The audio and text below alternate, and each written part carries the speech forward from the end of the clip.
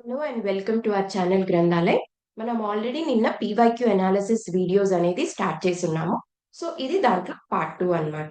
ఇది కూడా మనకి పాలిటీ బేస్ మీదనే తీసుకొని వచ్చాము. దీంట్లో fundamental rights, fundamental duties, judiciary as well as state reorganisation commission ఈ 4 కూడా మనం చూస్తామన్నమాట. ఓకే. సో ఇదంతా కూడా మనం ఐబీ సెక్యూరిటీ అసిస్టెంట్ రిక్రూట్మెంట్ కోసం చేస్తున్నాము. దీనికి మీకు ఎటువంటి టెస్ట్ సిరీస్ కావాలన్నా కూడా మా యాప్ గ్రంథాలయ యాప్‌లో ఉంటది. మీరు దాన్ని అవైల్ చేసుకోవచ్చు. ఇదొచ్చేసి ఓన్లీ 49 రూపీస్‌కి మాత్రమే మీకు అవైలబుల్‌లో ఉంటుంది. ఓకే. అండ్ దీనికి సంబంధించిన ఏ నోట్స్ అయినా ఆర్ ఎల్స్ ఈ క్లాసెస్ యొక్క నోట్స్ అయినా మీకు కావాలంటే మా టెలిగ్రామ్ ఛానెల్‌లో ఉంటాయన్నమాట. సో దాని లింక్ మేము కింద డిస్క్రిప్షన్‌లో ఇస్తాము. లేదా నేను ప్రతి స్లైడ్‌లో కింద మీకు లింక్ కూడా ఇచ్చుంటాను. దాన్ని మీరు క్లిక్ చేసి వెళ్లి డైరెక్ట్‌గా జాయిన్ అవ్వచ్చు. అండ్ లేదు అంటే టెలిగ్రామ్ ఛానెల్‌లో అయినా మీరు గ్రంథాలయ్ అని సెర్చ్ చేస్తే మా ఛానెల్ కనిపిస్తుంది. ఓకే. సో, మనం వీడియోని స్టార్ట్ చేస్తే ఈరోజు ఫస్ట్ టాపిక్ వచ్చేసి ఏంటి అంటే ఫండమెంటల్ రైట్స్ అన్నమాట. దీంట్లో ఫస్ట్ క్వెషన్ చూడండి.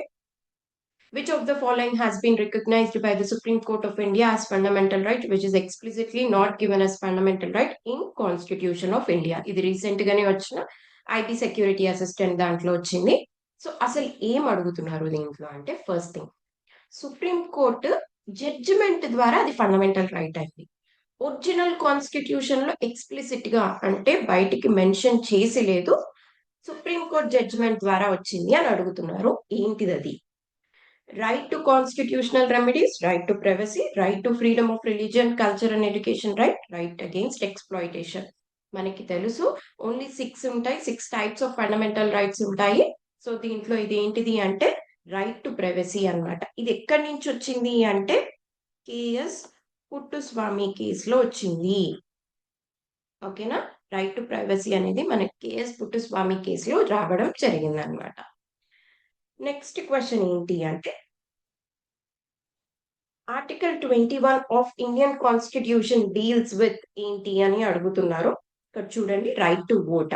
రైట్ టు ఓట్ అనేది ఏంటి అంటే మనకి ఫండమెంటల్ రైటా కాన్స్టిట్యూషనల్ రైటా అని అడుగుతారు. ఇది వచ్చేసి మనకి కాన్స్టిట్యూషనల్ రైట్. ఫండమెంటల్ రైట్ కాదు. ఇది మనకి కాన్స్టిట్యూషనల్ రైట్ అన్నమాట. Protection of life and personal లిబర్టీయా? ఎస్, దీని ఆన్సర్ ఇదే. నెక్స్ట్ చైల్డ్ లేబర్ మనకి ప్రొహిబిషన్ అగెయిన్స్ట్ చైల్డ్ లేబర్ ఇది మనకి ఫండమెంటల్ రైటే. ఓకేనా? అండ్ నెక్స్ట్ విడో రీమ్యారేజ్ వచ్చేసి ఏంటి అంటే ఇది మనకి స్టాట్యుటరీ లా ఉంది దీనిపైన. ఇది ఎటువంటి ఫండమెంటల్ రైట్ అయితే కాదన్నమాట. ఓకే, ఇది గుర్తుపెట్టుకోండి. ఫర్దర్ గా ఏంటి అంటే ఆర్టికల్ 21 అనేది చాలా ఎక్స్పాండ్ అయిందనమాట. Through various supreme court judgements మనకి ఆ ఆర్టికల్ 21 అనేది చాలా ఎక్కువ ఎక్స్పాండ్ అయింది. సో దీంట్లో ఏమేమి ఉంటాయి ఇంకా అనేది కూడా ఒకసారి నేను మీకు చెప్తాను, వినండి. Right to marry, right to marry once choice. ఇది దేనికి సంబంధించింది అని అడుగుతారు. ఇది కూడా ఆర్టికల్ 21 లో ఒక పార్ట్ అన్నమాట. ఓకేనా? Right to marry once choice ఎందులో వస్తుంది మనకి? ఆర్టికల్ 21 లో ఒక పార్ట్. మనం ఇందాక చూసిన రైట్ టు ప్రైవసీ కూడా ఆర్టికల్ 21 లో ఒక పార్ట్ అన్నమాట. అండ్ నెక్స్ట్ ఇంకా ఏంటి అంటే మనకి right to die. Right to die కూడా యాక్చువల్లీ ఆర్టికల్ 21 లో ఒక పార్ట్ అన్నమాట. Right to right to environment, right to sleep, ఇవన్నీ కూడా మనకి దేంట్లో పార్ట్ అంటే ఆర్టికల్ 21 లో ఇవి వచ్చేసి మనకి పార్ట్ అని చెప్పొచ్చు. ఇవన్నీ ఎక్స్ప్లిసిట్ గా మెన్షన్ చేసి లేవు కాన్స్టిట్యూషన్ లో. ఇవన్నీ కూడా through various supreme court judgements మనకి దీంట్లో పార్ట్ అయినాయి అన్నమాట. Okay, I hope it's clear. Next ఏంటి అంటే which of the following is are not a non justiciable right? ఇది ఒకసారి చూడాలి. ఇది కొంచెం ట్రిక్కీగా ఇచ్చారు. ఏంటి అంటే నాన్ జస్టిసియబుల్ అంటున్నారు. అంటే ఇండైరెక్ట్ గా జస్టిసియబుల్ రైట్ అంటే ఫండమెంటల్ రైట్ ఏది అని అడుగుతున్నారు అంతే. ఓకేనా? దీంట్లో ఏంటి ఫండమెంటల్ రైట్ అంటే మనకి రైట్ టు వర్క్ ఫండమెంటల్ రైటే, రైట్ టు ఎడ్యుకేషన్ కూడా ఫండమెంటల్ రైటే కదా. ఇది వచ్చేసి 19, ఇది వచ్చేసి 21. Equal pay for equal work ఇది ఏంటి అంటే మనకి డిపిఎస్పి అన్నమాట. ఇది మనకి డిపిఎస్పి ఫండమెంటల్ రైట్ కాదు. అది నాన్ జస్టిసియబుల్ కేటగిరీకి వెళ్తుంది అనమాట. So only fundamental rights justiciable. దీంట్లో ఆన్సర్ ఏంటి అంటే ఓన్లీ 1 అండ్ 2. ఇదేంటి అంటే ఐబిఎస్సిఐఓలో ఇచ్చినారు. సో ఇఫ్ ఇన్ కేస్ వాళ్ళకి టఫ్ సైడ్ గా మనకి క్వశ్చన్ పేపర్ ప్రిపేర్ చేయాలి అనుకుంటే ఇలాంటివి కూడా అడిగే ఛాన్స్ ఉంది. అందుకనే ఒక క్వశ్చన్ నేను ఇలా పెట్టాను అనమాట. ఓకే, నెక్స్ట్ ఏంటి అంటే మనం ఇందాక చూసాం కదా 21లో చాలా ఉన్నాయని. అలాగే ఇంకొకటి కూడా మనకి యాడ్ అయింది కాన్స్టిట్యూషన్‌లో త్రూ సుప్రీం కోర్ట్ జడ్జ్‌మెంట్. దానిపైనే ఈ క్వెషన్ చూద్దాము. Access to internet is a fundamental right under which of the following Indian constitution? Access to internet. Internet అనేది మనకిప్పుడు చాలా ఇంపార్టెంట్. సో, దాన్ని యాక్సెస్ చేయడం గూడా ఫండమెంటల్ రైట్ అని అంటున్నారు. ఇది ఏ ఆర్టికల్ కింద అంటున్నారు అంటే ఆర్టికల్ 19 అన్నమాట. సో గుర్తుపెట్టుకోండి, యాక్సెస్ టు ఇంటర్నెట్ వచ్చేసి ఆర్టికల్ 19. రీసెంట్ గా inclusive inclusive access to sorry inclusive access to internet వచ్చింది మనకి. ఇది ఏది అని అడుగుతున్నారు అనమాట. ఇది ఏ రైట్ కింద అంటే ఇది article 21. Inclusive write access to internet అంటే ఏంటి అంటే ఇప్పుడు డిసేబుల్డ్ పీపుల్ ఉంటారు, డెఫ్ అండ్ డమ్ పీపుల్ ఉంటారు. ఇట్లాంటి వాళ్ళకి కూడా మనం ఇంటర్నెట్ యాక్సెసిబిలిటీని తీసుకొని రావాలి. అది ఏ right, A a fundamental right కిందకి వస్తుంది అంటే ఆర్టికల్ 21 కిందకి వస్తుంది. రీసెంట్ గా జరిగిన supreme court judgement. Access to internet, only internet access చేయడం ఏ ఫండమెంటల్ రైట్ అని అడిగితే అది ఆర్టికల్ 19. ఇది వచ్చేసి శ్రేయా సింగల్ కేసులో మనకి జరిగింది అనమాట. రెండు డిఫరెంట్. ఇది యాక్సెస్ టు ఇంటర్నెట్, అది access to inclusive access to internet. అది రెండు కూడా డిఫరెంట్ అన్నమాట. సో ఇది కూడా అడిగే ఛాన్స్ ఉంది, ఎందుకంటే ఇది రీసెంట్ గా జరిగిన జడ్జిమెంట్ కాబట్టి ఇంక్లూజివ్ యాక్సెస్ టు ఇంటర్నెట్ దీనికి అని అడిగే ఛాన్సెస్ ఎక్కువ ఉన్నాయి అన్నమాట. నెక్స్ట్ మనం ఇది ఆల్రెడీ చూసాము. రైట్ టు ప్రైవసీ నేను ఇందాక మీకు ఆల్రెడీ కూడా చెప్పాను. Right to privacy as a fundamental right is implied in which of the following. So దీన్ని నేను ఎక్స్ప్లెయిన్ చేయాలనుకోవట్లేదు. దీని ఆన్సర్ మీరే కింద నాకు కమెంట్ బాక్స్ లో కమెంట్ చేయండి. ఓకే, నెక్స్ట్ ఒక్కసారి మనం అన్ని ఫండమెంటల్ రైట్స్ చూద్దాము. ఇందాక మనం మాట్లాడుకున్నాం కదా, టోటల్ మనకి 6 ఫండమెంటల్ రైట్స్ ఉన్నాయి. 6 టైప్స్ ఆఫ్ ఫండమెంటల్ రైట్స్ ఉన్నాయి. అవి ఏంటివి అని చూస్తే రైట్ టు ఈక్వాలిటీ ఫస్ట్. ఇది ఎక్కడి నుంచి ఎక్కడి వరకు అంటే ఆర్టికల్ 14 నుంచి 18 వరకు కూడా మనకి ఏంటి అంటే రైట్ టు ఈక్వాలిటీ కిందకు వస్తాయి అన్నమాట. 14 వచ్చేసి ఈక్వాలిటీ బిఫోర్ లా. ఓకేనా, అండ్ ప్రొహిబిషన్ ఆఫ్ డిస్క్రిమినేషన్ ఇది వచ్చేసి మనకి 15. ఎంప్లాయ్మెంట్ లో ఎటువంటి డిస్క్రిమినేషన్ లేకుండా ఈక్వల్ ఆపర్చునిటీస్ ఇచ్చేది ఏంటిది అంటే ఆర్టికల్ 16 అన్నమాట. ఇది 15, ఇది 16. నెక్స్ట్ అబాలిషన్ ఆఫ్ అన్టచబిలిటీ, ఇది వచ్చేసి ఆర్టికల్ 17 అన్టచబిలిటీని అబాలిష్ చేస్తుంది. అబాలిషన్ ఆఫ్ 18 ఏంటి అంటే ఆర్టికల్ 18 అన్నమాట. ఇదంతా కూడా మనకి రైట్ టు ఈక్వాలిటీ కిందకి వస్తుంది. సో రైట్ టు ఈక్వాలిటీలో ఏమేమి ఉన్నాయి, ఆర్టికల్ 14 నుంచి ఆర్టికల్ 18 వరకు ఉన్నాయి. నెక్స్ట్ వచ్చేసి రైట్ టు ఫ్రీడమ్, ఇది మనకి ఆర్టికల్ 19 నుంచి 22 వరకు ఉన్నాయి అన్నమాట. ఓకేనా, ఇందులో ఏంటి అంటే ఇవన్నీ కూడా మనకి ఈ 6 రైట్స్ ఏవైతే ఉన్నాయో ఇవన్నీ కూడా మనకి ఆర్టికల్ 19. ఓకే, సబ్ క్లాజ్ 1 ఏ నుంచి సబ్ ఏ బి సిడిఈఎఫ్ వరకు ఉంటాయన్నమాట. జీని మనం తీసేసాము. అదేంటి అంటే రైట్ టు ప్రాపర్టీ అది తీసేసాం జరిగింది. Okay, freedom of speech and expression, assemble, association, movement, residence and practice ఇవన్నీ కూడా 19 కిందకు వస్తాయి. ఎందుకు ఆర్టికల్స్ చెప్తున్నాను అంటే ఆర్టికల్స్ కూడా మనకి డైరెక్ట్ గా అడుగుతున్నారు కొన్ని కొన్ని ఎగ్జామ్స్ లో. సో కొన్ని షిఫ్ట్స్ చూసాను నేను, దాంట్లో ఇట్లా డైరెక్ట్ ఆర్టికల్స్ అడుగుతున్నారు. సో ఇప్పుడు freedom of speech and expression A article అని అడుగుతున్నారు. సో ఏది తెలిసినా తెలియకపోయినా అట్లీస్ట్ ఫండమెంటల్ రైట్స్ ఆర్టికల్స్ అనేది మనకి తెలిస్తే ఆ కాన్ఫిడెన్స్ వేరే ఉంటుంది ఎగ్జామ్కి వెళ్ళటం. ఓకే, నెక్స్ట్ వచ్చేసి protection in respect of conviction of offences, ఇది దేనికి అని అడుగుతున్నారు. ఇది వచ్చేసి మనకి ఏంటి అంటే 20 అని. ఇంతసేపు మనం చాలా ఎగ్జాస్టివ్ గా ఎక్స్ప్లెనేషన్ ఇచ్చాం కదా, right to life and personal Liberty. ఇది వచ్చేసి ఆర్టికల్ 21. ఓకేనా. నెక్స్ట్ ఇంకోటి ఏంటి అంటే protection against arbitrary arrest and detention. మనల్ని ఊరికే వచ్చి ఎవరు అలా అరెస్ట్ చేయలేరు అండ్ డిటెంట్ కూడా చేయలేరు. దీని నుంచి ప్రొటెక్షన్ ఎక్కడ, ఏ ఆర్టికల్ ఇస్తుంది అంటే ఆర్టికల్ 22 అన్నమాట. ఐ హోప్ ఈ రెండు ఆర్టికల్స్ కూడా క్లియర్ అయినాయి అనుకుంటున్నాను. So right to equality and right to freedom, ఇవి 2 డిఫరెంట్ టైప్స్ ఆఫ్ కేటగిరీస్ అన్నమాట. తర్వాత వచ్చేసి మనకి ఏంటి అంటే రైట్ అగెయిన్స్ట్ ఎక్స్ప్లాయిటేషన్. ఇది 23 అండ్ 24 అన్నమాట. దీంట్లోనే మనం ఇందాక చూసిన చైల్డ్ లేబర్ వస్తుంది, ఫోర్స్ లేబర్ వస్తుంది, హ్యూమన్ ట్రాఫికింగ్ కూడా వస్తుంది. ఈ రెండు ఇక్కడ article 23 and 24. Next right to freedom of religion. ఇది మనకి 25 నుంచి 28 వరకు వస్తుంది. ఒక మనిషికి తనకు కావాల్సిన రిలీజియన్ ని ప్రాక్టీస్ చేయొచ్చు అని 25 చెప్తుంది. రిలీజియస్ అఫైర్స్ ని మేనేజ్ చేయొచ్చు అని 26 చెప్తుంది. కొన్ని టాక్సెస్ నుంచి ఫ్రీడమ్ ఉంటాయి అని చెప్పేసి 27 చెప్తుంది. Next religious instructions in educational institutions ఇవ్వక్కర్లేదు అని 28 చెప్తుంది. ఓకే. సో ఇంత డీప్ గా అయితే వెళ్తారు అనుకోవట్లేదు నేను ఐబీలో, కాకపోతే తెలిసి ఉంటే మనకి బెటర్ అన్నమాట. మొత్తం ఈ 6 కేటగిరీస్ ఏంటి, దాని ఆర్టికల్స్ ఏంటి అని మాత్రం కంపల్సరీగా తెలుసుకోవాలి మనం. ఓకేనా. నెక్స్ట్ కల్చరల్ ఎడ్యుకేషనల్ రైట్స్ వచ్చేసి ఆర్టికల్ 29 నుంచి 30 వరకు. Okay. Next constitutional remedies in a article అంటే 32 అన్నమాట.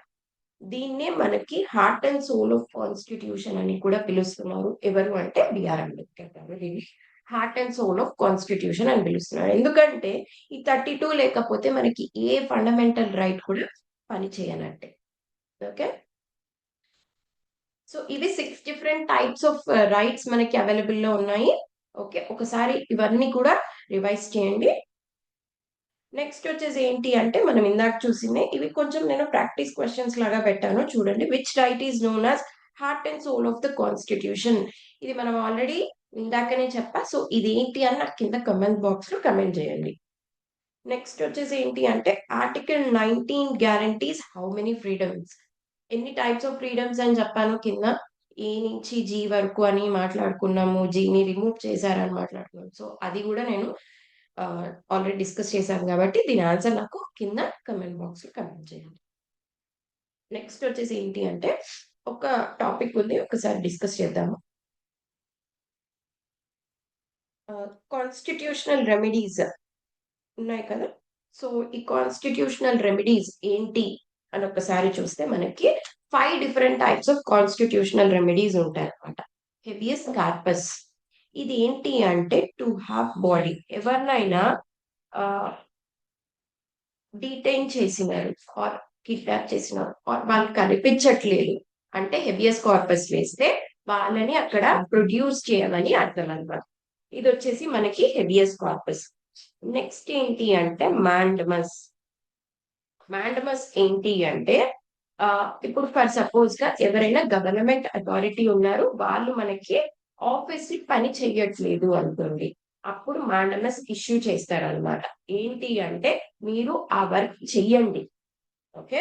ఇది ఎవరికి, పబ్లిక్ అథారిటీకి ఇష్యూ చేస్తారు, మీరు ఆ పని చెయ్యండి అని చెప్పేసి. ఇంకో 2 ఉంటాయి మనకి. ఏంటేంటివి అంటే ప్రొహిబిషన్ అండ్ సెర్ష్యూరీ. ఈ 2 కూడా ఏంటి అంటే హయ్యర్ జ్యుడిషియరీ లోయర్ జ్యుడిషియరీకి ఇచ్చేదన్నమాట. ఓకే. ఈ 2 కూడా ఏంటి అంటే హయ్యర్ జ్యుడిషియరీ లోయర్ జ్యుడిషియరీకి ఇచ్చేది ప్రొహిబిషన్ అండ్ సెర్ష్యూరీ. అంటే ఇది నీ జ్యూరిస్డిక్షన్ కాదు, సో ఇక్కడతో నువ్వు ఈ కేస్ హ్యాండిల్ చేయొద్దు, ఆర్ ఎల్స్ ఈ కేస్ నాకు ఇచ్చేసేయ్ అనే టైప్ లో మనల్ని ఆపేది ఈ 2 అన్నమాట, ప్రొహిబిషన్ అండ్ సెర్ష్యూరీ. ఓకేనా. Next Q warrant. నెక్స్ట్ ఇది ఏంటి అంటే క్యూ వారెంట్. ఇదేంటి అంటే మనకి ఇప్పుడు ఇది కూడా పబ్లిక్ అథారిటీ పైనే వేస్తారు. ఏ అథారిటీ పైన నువ్వు ఈ ఆఫీస్ లో ఉన్నావు అని అడిగే ఆ ఇది ఏంటి అంటే క్యూ వారెంట్. ఈ 5 కూడా మనకి ఆర్టికల్ 32 లో మనకి ప్రొవైడ్ చేసిన బ్రిక్స్ అన్నమాట. ఇదే మనకి రిట్ జ్యూరిస్డిక్షన్ అని కూడా అంటారు. మనకి సుప్రీం కోర్ట్ కి వచ్చేసి ఇది ఆర్టికల్ 32. సుప్రీం కోర్ట్ కి ఏంటి ఇది ఆర్టికల్ 32. హైకోర్ట్ కి వచ్చేసి ఇది 226 అన్నమాట. ఓకే, ఒక్కసారి గుర్తుపెట్టుకోండి. సుప్రీం కోర్ట్ హైయర్ జ్యూరిస్డిక్షన్ అయినా కూడా మనకి రిట్ జ్యూరిస్డిక్షన్ లో స్పెసిఫిక్ గా రిట్ జ్యూరిస్డిక్షన్ లో హైకోర్టు యొక్క స్కోప్ ఎక్కువ సుప్రీం కోర్ట్ కన్నా. ఇది గుర్తుపెట్టుకోవాలి. స్కోప్ హైకోర్టుకి ఎక్కువ అనమాట సుప్రీం కోర్ట్ కన్నా కూడా. Only with respect to writ jurisdiction. Okay, next ఏంటి అంటే fundamental duties.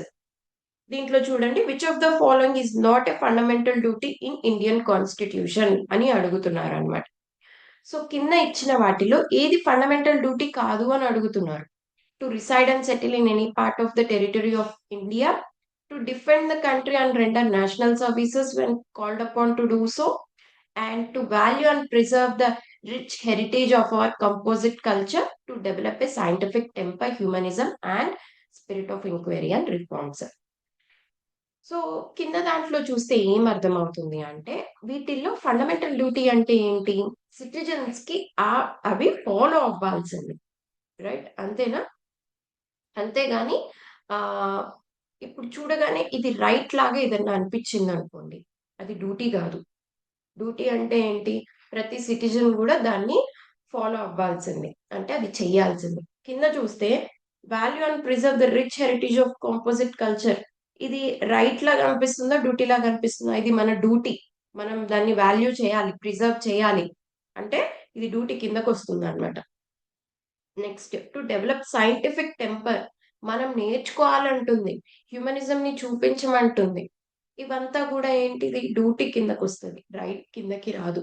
Next, to defend the country and render national services, మన మన కంట్రీని ఎప్పుడు డిఫెండ్ చేయాలంటుంది. ఇది కూడా డ్యూటీ కిందకు వస్తుంది అనమాట. సో మన ఆప్షన్స్ చదివితేనే మనకి సగం అర్థమవుతుంది, అది డ్యూటీనా అది రైటా అనేసి. ఓకేనా?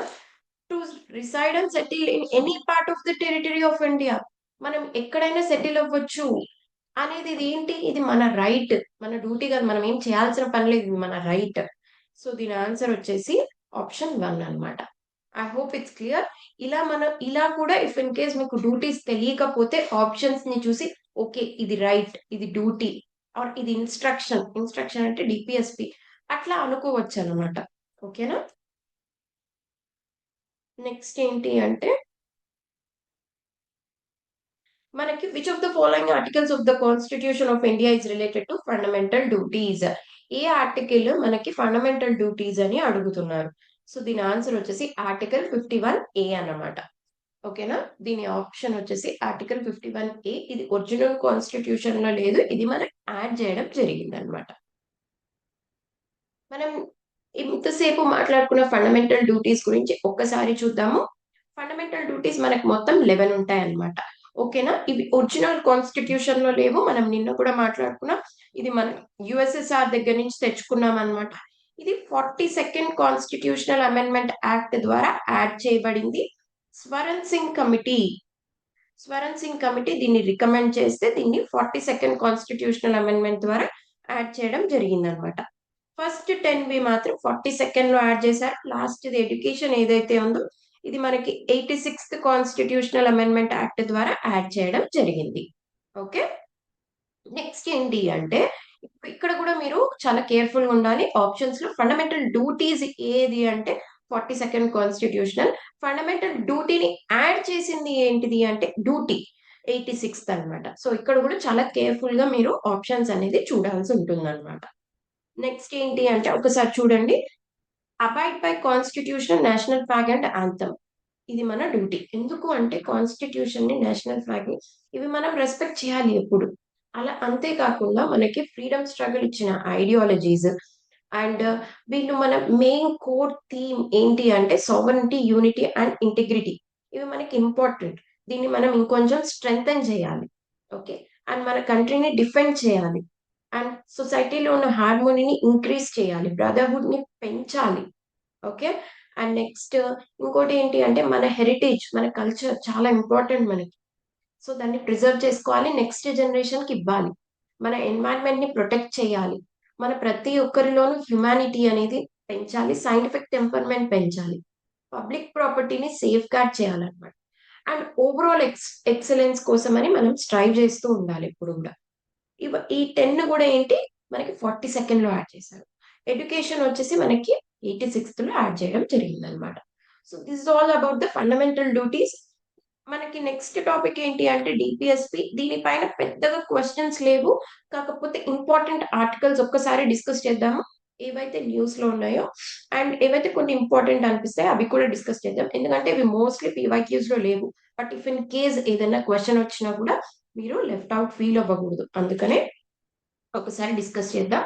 ఆర్టికల్ 38 ఏం చెప్తుంది అంటే ఇన్కమ్ ఇన్ఈక్వాలిటీస్ ఏదైతే ఉన్నాయో వీటిని స్టేట్ పోగొట్టాలి. ఇన్కమ్ ఇన్ఈక్వాలిటీస్ ఏవైతే ఉన్నాయో ఇది స్టేట్ పోగొట్టాలి అంటుంది.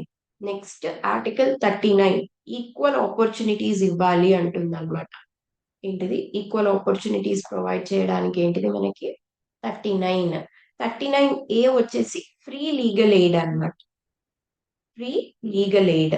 దాంతో పాటు ఇయర్ అంతా కూడా ఆల్మోస్ట్ 1.5 year, ఆల్మోస్ట్ 2 years నుంచి కూడా మనకి న్యూస్ లో ఉంటుంది. ఏంటిది అంటే యూనిఫామ్ సివిల్ కోడ్. ఓకే, ఇది ఏ ఆర్టికల్ అంటే ఆర్టికల్ 44 అన్నమాట. అంతేకాకుండా ఈ ఇయర్ మనకి వార్ ఇవన్నీ కూడా ఎక్కువ జరిగినాయి. సో ఇంటర్నేషనల్ పీస్ ఏం చెప్తుంది అంటే మనకి ఆర్టికల్ 51 చెప్తుంది. అంతేకాకుండా ఆర్టికల్ 50 ఏం చెప్తుంది అంటే మనకి సెపరేషన్ ఆఫ్ పవర్స్ మనకి ఆర్టికల్ 50 చెప్తుంది అనమాట. So these are the few important articles మనకి డిపిఎస్పి లో ఉన్నవి. సో అది కూడా నేను మీకు క్లియర్ చేయాలనుకుంటున్నాను. సో ఒకసారి రివైజ్ చేసుకోండి.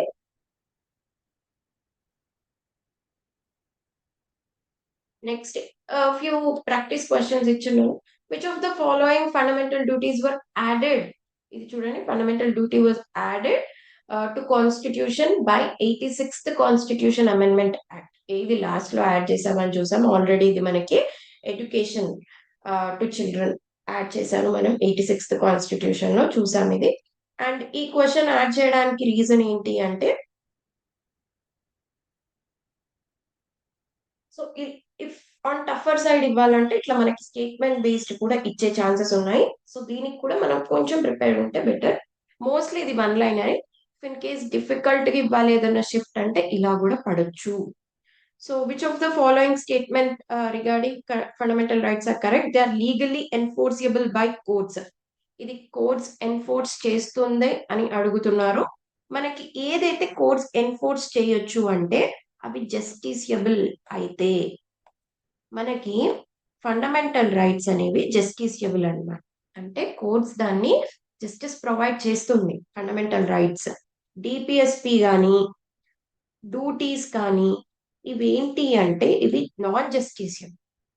ఓకేనా, ఈ రెండు కూడా నాన్ జస్టిసియబుల్ అండ్ ఇవి కోర్ట్స్ ఫోర్స్ఫుల్ గా ఎన్ఫోర్స్ చేయలేదు మన పైన. సో ఇది రాంగ్ అవుతుంది మనకి. నెక్స్ట్ ఇంకోటి ఏంటి అంటే they are applicable only to the citizens of India and not to aliens. అంతే కదండి, ఫండమెంటల్ డ్యూటీస్ చేయండి అని చెప్పి సిటిజన్ కి చెప్తారు కానీ ఫారినర్స్ కి చెప్పారు కదా. సో ఇది ఓన్లీ సిటిజన్స్ కి అన్నమాట, ఏలియన్స్ కి కాదు. సో దీంట్లో ఓన్లీ ఆప్షన్ 2 అనేది రైట్ అవుతుంది. నెక్స్ట్ స్మాల్ రిమైండర్ మీకు ఏంటి అంటే మా గ్రంథాలయ యాప్ లో ఐబీ సెక్యూరిటీ అసిస్టెంట్ కి ఒక డెడికేటెడ్ టెస్ట్ సిరీస్ అంటే లాంచ్ చేయడం జరిగింది. ఓన్లీ 49 రూపీస్ కి మీకు ఈ టెస్ట్ సిరీస్ అనేది అవైలబుల్ లో ఉంటుంది. మీకు 50 సెక్షనల్ టెస్ట్లు ఉంటాయి, గ్రాండ్ టెస్ట్లు ఉంటాయి. దీనికి డీటెయిల్ ఎక్స్ప్లెనేషన్ కూడా మేము మీకు ప్రొవైడ్ చేస్తాము. సో దీని వ్యాలిడిటీ వచ్చేసి మీకు 3 months వరకు కూడా ఉంటుంది అనమాట. సో మా యాప్ ని డౌన్లోడ్ చేసుకోవచ్చు, దాంట్లో ఈ టెస్ట్ సిరీస్ అవైలబుల్ గా ఉంది. అండ్ నెక్స్ట్ మీకు ఎటువంటి క్వైరీస్ ఉన్నా కూడా కింద ఇచ్చిన కాంటాక్ట్ నెంబర్ కి కాంటాక్ట్ అవ్వచ్చు. ఓకే, మూవింగ్ అహెడ్ ఏంటి అంటే స్టేట్ రీఆర్గనైజేషన్ నెక్స్ట్ మన టాపిక్. దీంట్లో ఇది చూడండి, in which of the following state reorganiser in which of the following year Madras state was renamed as Tamil Nadu. ఇలాంటివి కూడా మనకి ఎక్కువగా అడిగే ఛాన్సెస్ ఉన్నాయి. ఏంటి అంటే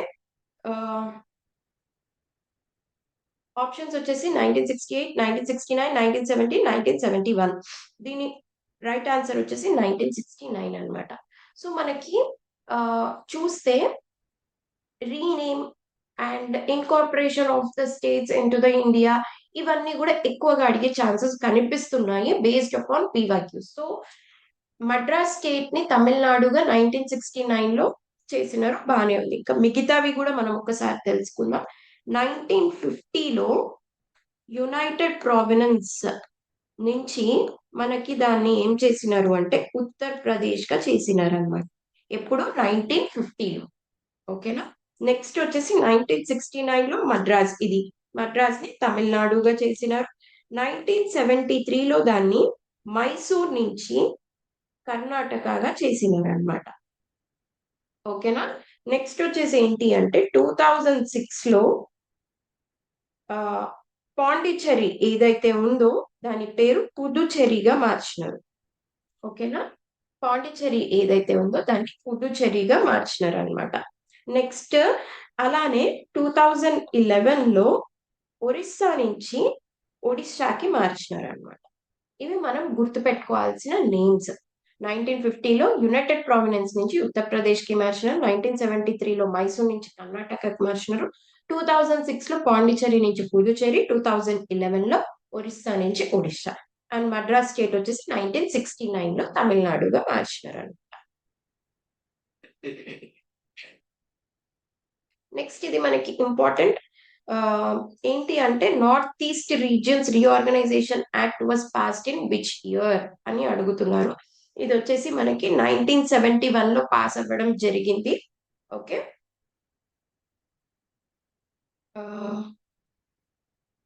state reorganisation commission. State reorganisation commission ఏంటి అంటే ఇప్పుడు మనకి నిన్న మనం మాట్లాడుకున్నాం 7th కాన్స్టిట్యూషనల్ అమెండ్మెంట్ యాక్ట్. ఇది పాస్ చేసిన దాన్ని బట్టి మనకి స్టేట్ రీఆర్గనైజేషన్ అనేది జరిగింది. దాన్ని బట్టి మనకి హైకోర్ట్స్ అనేది 2 or more స్టేట్స్ కి సేమ్ హైకోర్టు ఉండొచ్చు అని కూడా మనం మాట్లాడుకోవడం జరిగింది. సో వీటన్నిటికన్నా ముందు కొన్ని కమిషన్స్ వేసినారు. ఫస్ట్ వచ్చేసి SK Dar commission. Linguistic basis మీద అంటే లాంగ్వేజ్ బేస్ మీద డివైడ్ చేయొచ్చా లేదా స్టేట్స్ అనేది ఎస్కే దార్ కమిషన్ చెప్తుంది. ఇది 1948 లో దీన్ని వేసినారు. తర్వాత జేబీపీ కమిటీ. ఓకేనా. ఈ జేబీపీ కమిటీ ఏంటి అంటే దీంట్లో మనకి ఇది కూడా 1948 లోనే వేసినారు. ఇది కూడా సేమ్ లాంగ్వేజ్ బేస్ మీద స్టేట్స్ ని డివైడ్ చేయొచ్చా లేదా అనే దానిపైన వేసినారు. లాస్ట్ లో మనకి వేసింది 1953లో ఇంపార్టెంట్ ఏంటి అంటే ఫజల్ అలీ కమిషన్. ఓకే. మొత్తం మనకి 3 ఉంటాయి. ఎస్కే దార్ది జూన్ 1948 లో వేసినారు. జేబీపీది వచ్చేసి డిసెంబర్ 1948 లో వేసినారు. లాస్ట్ కి ఫజల్ అలీ కమిషన్ వచ్చేసి మనకి ఏంటి అంటే 1953లో వేయడం జరిగింది అనమాట. దీంట్లో కేఎం పనికర్, హెచ్ఎన్ కుంజ్రు కూడా ఉన్నారు.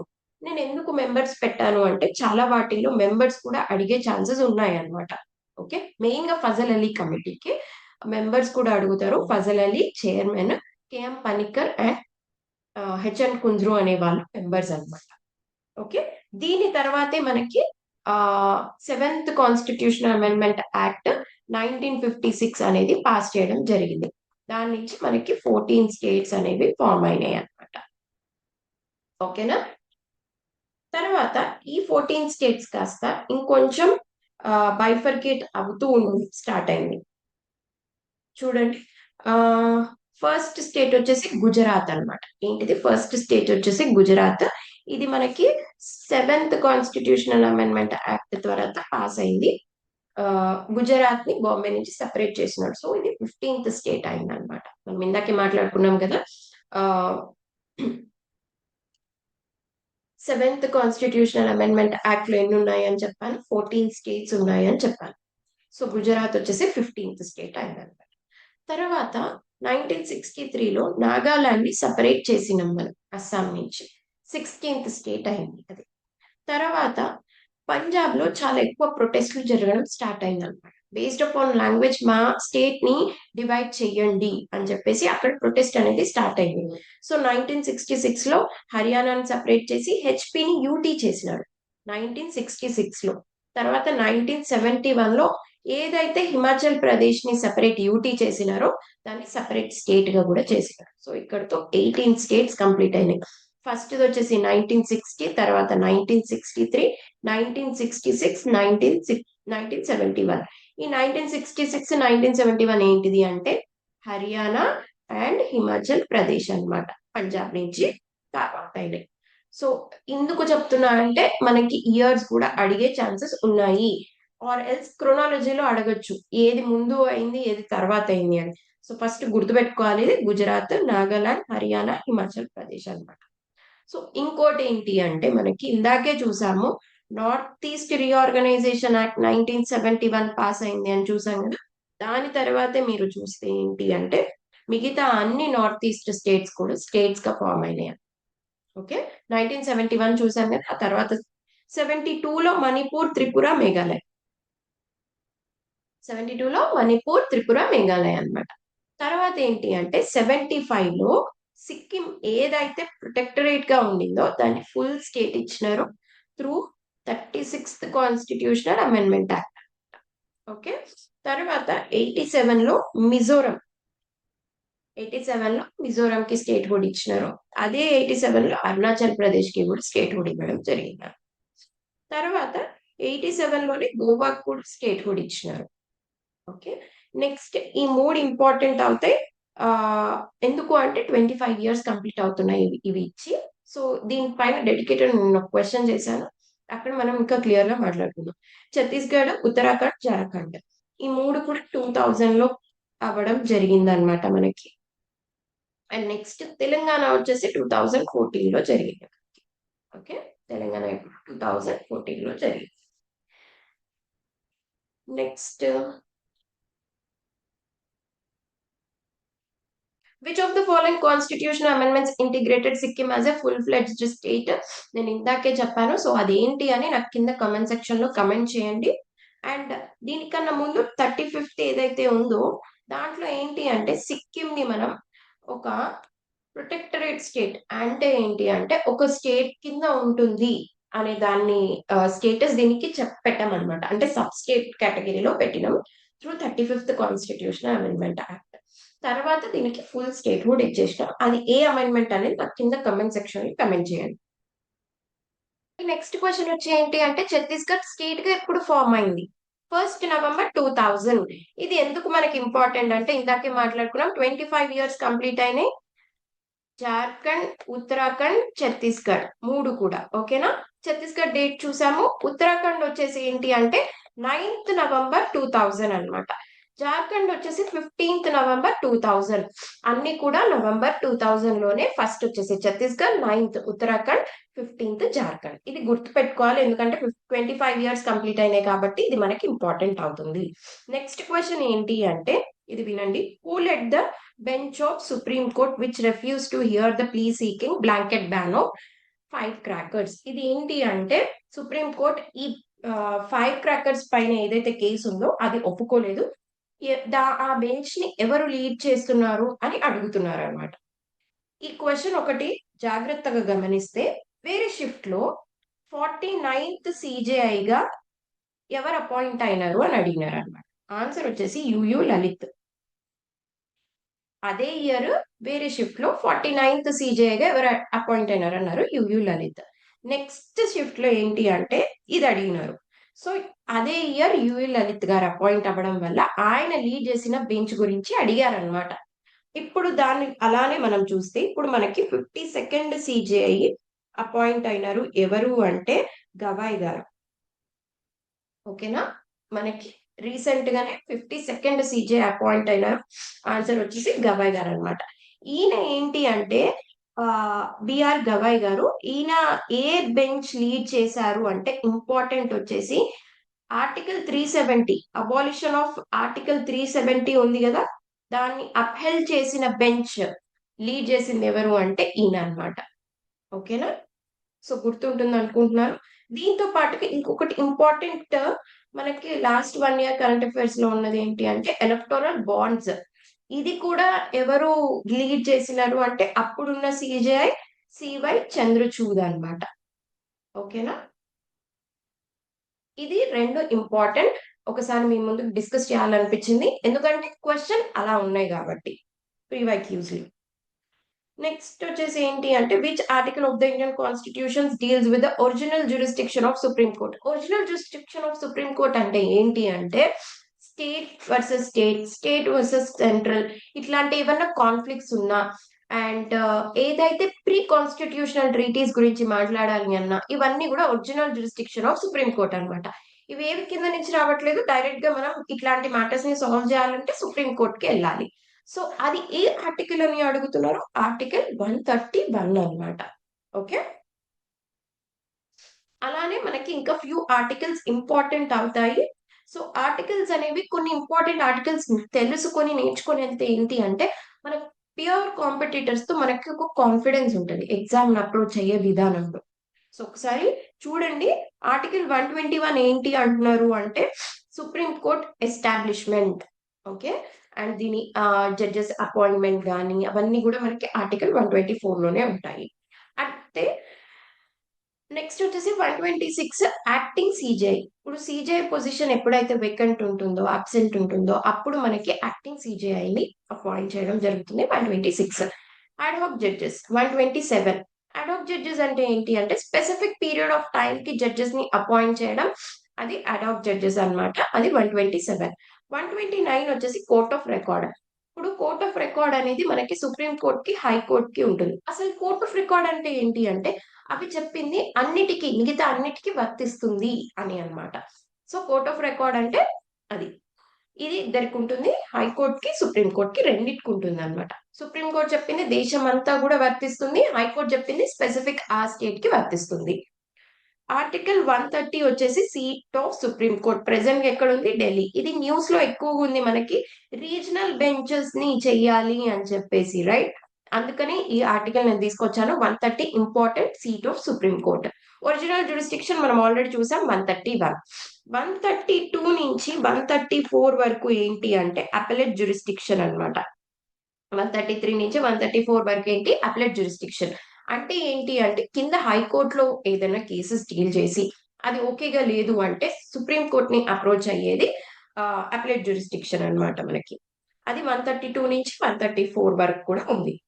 నెక్స్ట్ వచ్చేసి ఏంటి అంటే ఇక్కడ చూడండి, మనం వింటూ ఉంటాం స్పెషల్ లీవ్ పిటిషన్ అని, రైట్. ఆ స్పెషల్ లీవ్ పిటిషన్ ఆర్టికల్ ఏంటిది అని డైరెక్ట్ గా అడగొచ్చు. 136 అన్నమాట అది. సుప్రీం కోర్ట్ దాని ఇచ్చిన జడ్జిమెంట్ ని సెల్ఫ్ గా రివ్యూ చేసుకుంటే అది 137 అన్నమాట. ఓకేనా. అండ్ నెక్స్ట్ ఇంకోటి ఏంటి అంటే జ్యూరిస్డిక్షన్, సుప్రీం కోర్ట్ జ్యూరిస్డిక్షన్ ని ఎన్లార్జ్ చేసేది 138. అండ్ నెక్స్ట్ ఇది చూడండి 143, ఇది ఇంపార్టెంట్. ప్రెసిడెంట్ కి ఒక పవర్ ఉంటుంది. ఏంటి అంటే ఆయన సుప్రీం కోర్ట్ ని అప్రోచ్ అవ్వచ్చు. నాకు ఇది డీల్ చేసి పెట్టమని చెప్పేసి సుప్రీం కోర్ట్ ని అప్రోచ్ అవ్వచ్చు.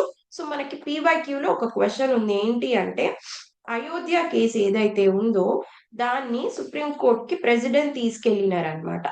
ఎవరు తీసుకెళ్లినారు, సుప్రీం కోర్ట్ కి ప్రెసిడెంట్ తీసుకెళ్లినారు. అండర్ ఏ ఆర్టికల్ తీసుకెళ్లినారు అంటే అండర్ 143. ఇది ప్రెసిడెంట్ కున్న పవర్ అన్నమాట. ఓకే, ఐ హోప్ ఆర్టికల్స్ అన్ని క్లియర్ అయినాయి అనుకుంటున్నారు. ఒకసారి థరోగా రివిజన్ చేయాలి దీన్ని. ఓకే, నెక్స్ట్ ఇంకోటి ఏంటి అంటే chief justice of high court is appointed by. Chief justice of high court is appointed by, ఇది ఐబిఎస్సిఐఓలో అడిగినారు అనమాట. దీని ఆన్సర్ వచ్చేసి president after consulting with CJ and governor of the state, దీని ఆన్సర్. ఓకే, నెక్స్ట్ ఏంటి అంటే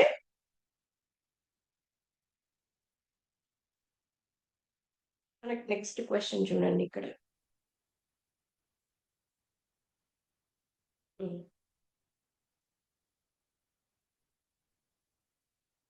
Which among the following cases Supreme Court of India propounded the theory of basic structure of the Constitution? Basic structure ని ఏ కేసులో మనకి ప్రపౌండ్ చేసినారు అని అడుగుతున్నారు. Kesavananda Bharati judgement అన్నమాట. ఓకేనా. ఇది ఏంటి అంటే పెద్దగా మనకి బేసిక్ స్ట్రక్చర్ డాక్ట్రైన్ నుంచి పీవైక్యూస్ లో అయితే ఎక్కువ క్వశ్చన్స్ లేవు. బట్ మనకు తెలుసు బేసిక్ స్ట్రక్చర్ డాక్ట్రైన్ ఎక్కడి నుంచి వచ్చింది, కేశవనంద భారతి జడ్జిమెంట్ నుంచి అయితే ఇది రావడం జరిగింది అనమాట. ఓకేనా.